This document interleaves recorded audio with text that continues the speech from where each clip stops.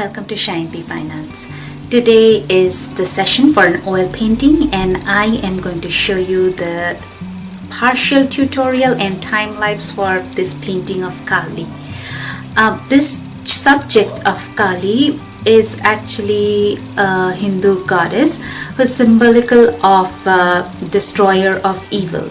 However, the reason I chose this subject is because Kali is really special to me.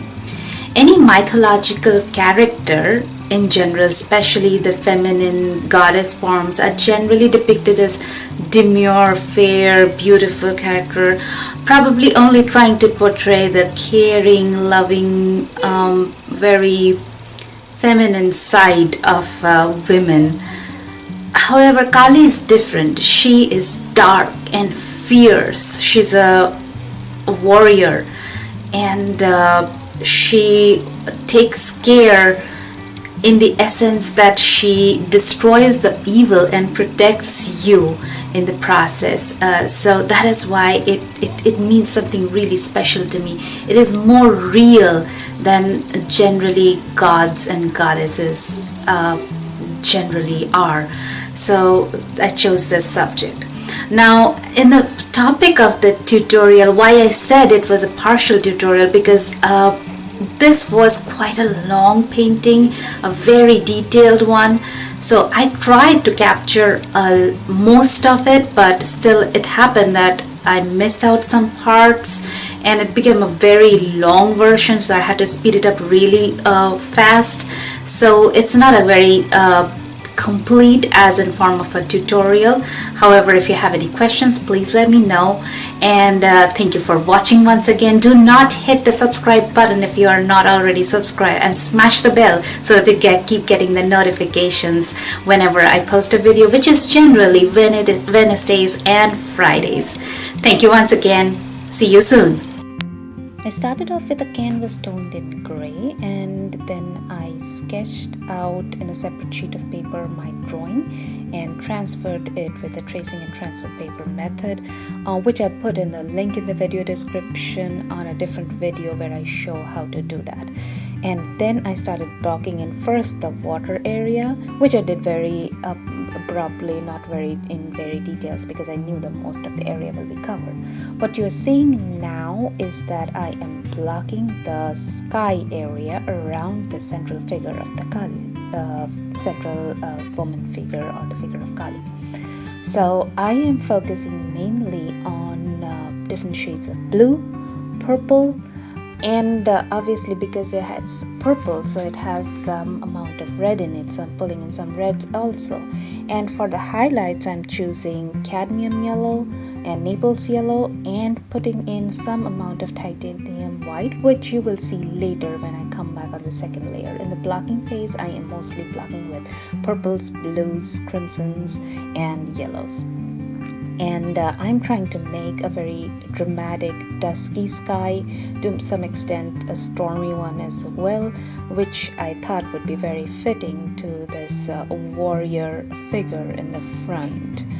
I'm still continuing to block with the different shades in the sky area, and since it was required very much to get a very smooth blending in the sky, so oil paints really work well in this area. I got enough time to block in all the, or rather blend in all the different colors that I had just blocked in the sky. Now I'm starting off with a general outline with the dark shades of purple and blue mixed with some raw umber. So that is, I'm doing a partial underpainting for this particular figure of Kali, and for that I'm using mostly burnt umber and purple, because Kali, as I had mentioned in the introduction, has darker skin tone. That is very commonly known as a feature of Kali. So wanted to portray that dark skin tones, and I thought because it is not a very lit up scenario, so it would be the darker shades of dark skin tones, the shadowy portion. So I pulled in lots of purples, lots of blues and browns, which I did with raw umber and brown umber mostly. Here you can see me blocking in the sky areas with some highlights around the head, and I am choosing to put in highlights in certain areas, whereas dulling down certain areas just to get an even blended look in the sky.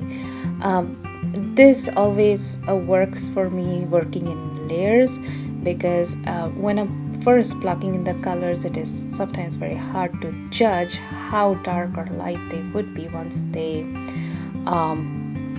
dry on the canvas, which happened in this case. And after drying, the colors appeared much lighter than when it appeared when I first put them. So this is the time when I'm hyping up the contrast against the highlight areas and dulling down the contrast in some areas, so that if you have too much contrast all over the canvas, then it would be very difficult for the viewer to focus their attention on the subject matter. So yes, the sky is I wanted to make the sky very pretty, very beautiful, having a lot of colors and very stormy, very dusky look, but at the same time I did not want the sky to take all the attention away from the subject figure. So continuing on, blending and highlighting, blending and highlighting, blending and highlighting. It happens for quite a while, although this video is probably just an 11-12 minute video, and the painting portion is only 10 minutes, but this took me hours and hours just to get the sky part to where I thought, okay, this looks good now. That is a thing with oil painting. It takes much longer than it would appear when the tutorials are being posted. So oil painting is like a marathon, not a sprint like probably oil pastel sometimes is.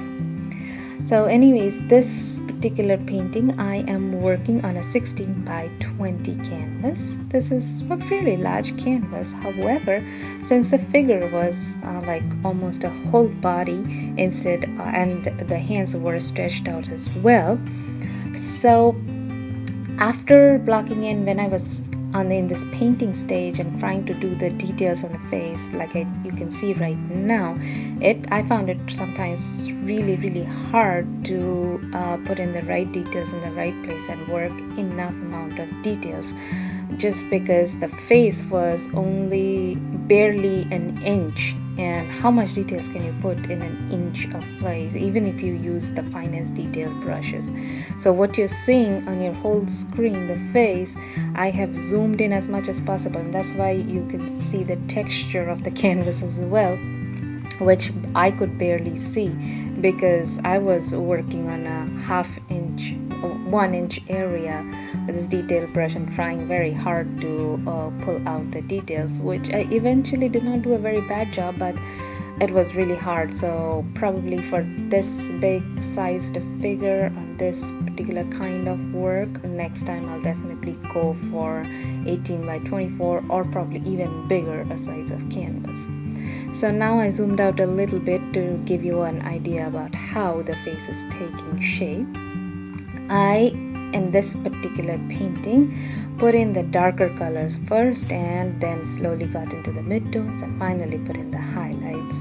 What you are looking at, the face, is the second day of the painting going on right now, where I am figuring out some of the finer details, adding in some highlights and contrasting it with higher shadows, but it would take a day more to actually get to the finishing stage. I'm working on the flowers, adding in the red colors, and then I will come back with a lighter shade of kind of pink cream tone for the highlights on the flower. And the other hibiscus, I wanted to paint that in a more orangish red color, so that both the flowers would look individual and side by side look very pretty. And it was very hard again to get the details on these flowers, but I would say I'm pretty satisfied on how much details I could actually get on the face and flowers, considering that all of these are very, very tiny. So now that I'm coming on to the skull, I have never painted a skull before. As far as I can remember, the only time I have drawn a skull was for anatomy study, and that was probably when I was in 8th grade, and that was it.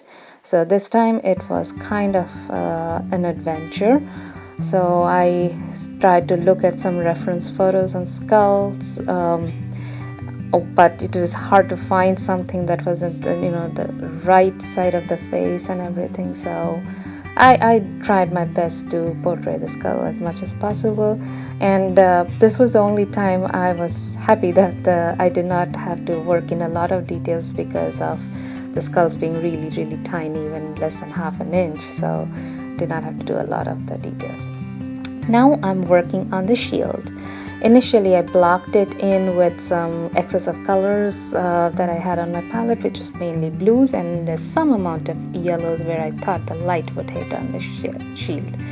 Now I'm coming back predominantly with purple, dark purple that is, and sometimes I'm mixing it with some more blue to get an even darker purple, and wherever I'm trying to hint the light, I'm mixing the purple or the blue with some titanium white to get the lights and darks and shadows and indicate where the light is hitting and where the darker areas are. And for the sharp white markings or white highlights, I'm using straight up titanium white, but I'm not using it a lot because this is just the first layer of the shield, and for the subsequent layers I would need even stronger highlights. Worked a little bit on the feet or the legs.